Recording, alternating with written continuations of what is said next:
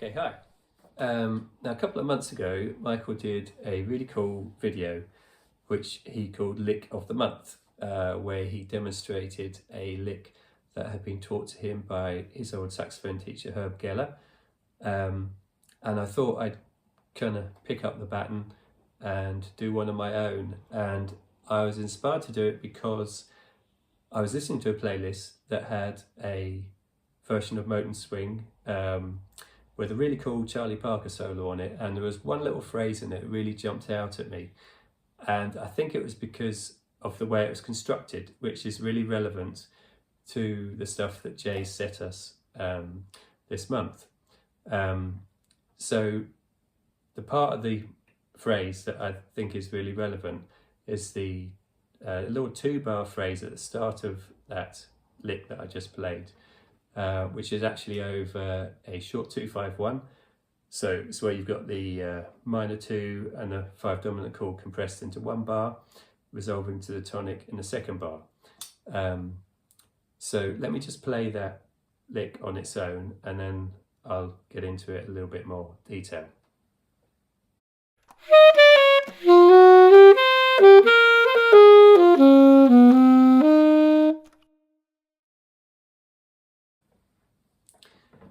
So hopefully you can hear those little chromatic phrases within that lick. So he's using a little descent to his target note over the 2 chord.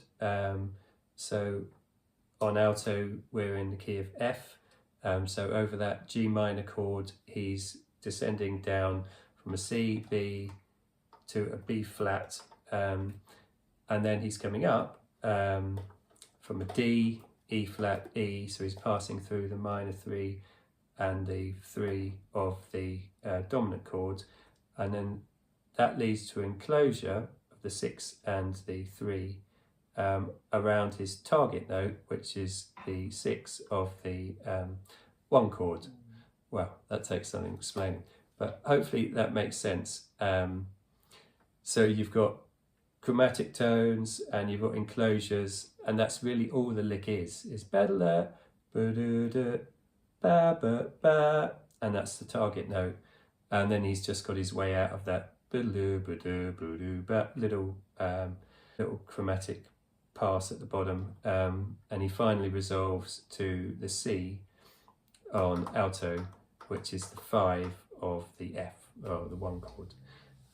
So I mean, it's textbook stuff, but the way that he puts it together, it's a really cool little lick.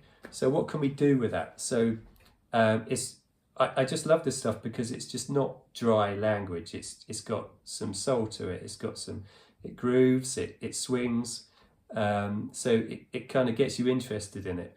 And this is why I've always loved transcribing, because you're getting to the real heart of the thing. This is the music that was played by the greats.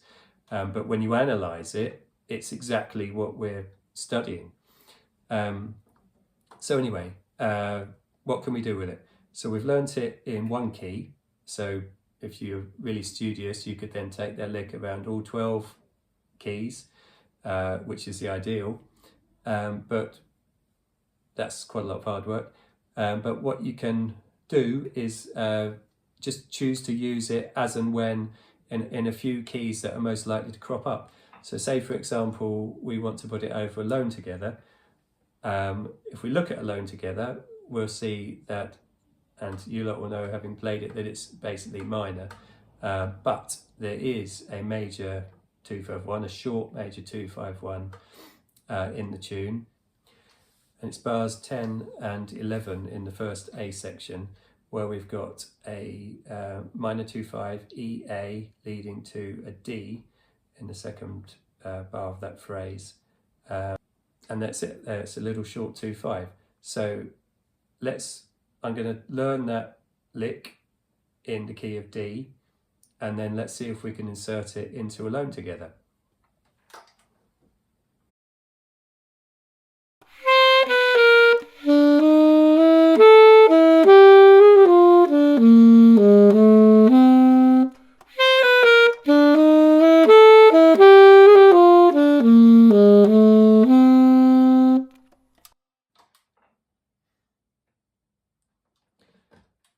Okay, so that's the lick in the key of D on the alto. So let's see if we can put it into the tune and see if we can make sense of it.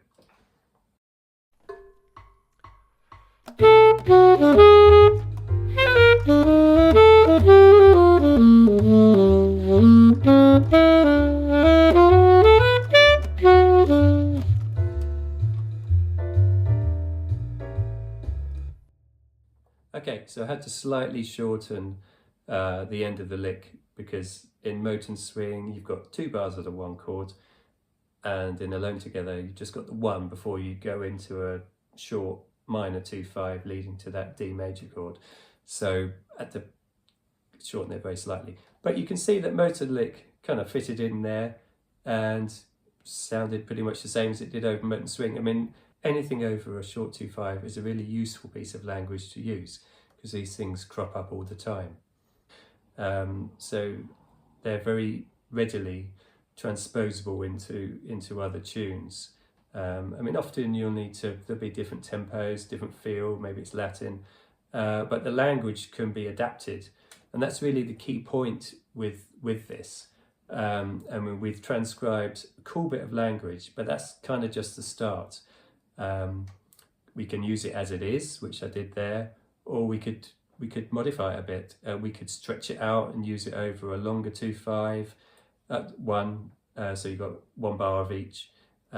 We could maybe add little notes at the beginning of it or at the end, or we could change where we come in. I mean, in that lick, I mean, Charlie Parker, it's slightly unusual rhythm. So he's the downbeats, he's coming in on the 2, ba-da-ba, 1, 2, 3, 4, ba-da-ba. It's the 2 of the it's the second beat of that of that first bar, which is slightly unusual way to start a lick. Possibly you'd more commonly start it on the 3rd or the 4th beat so that you're targeting the first beat of the bar.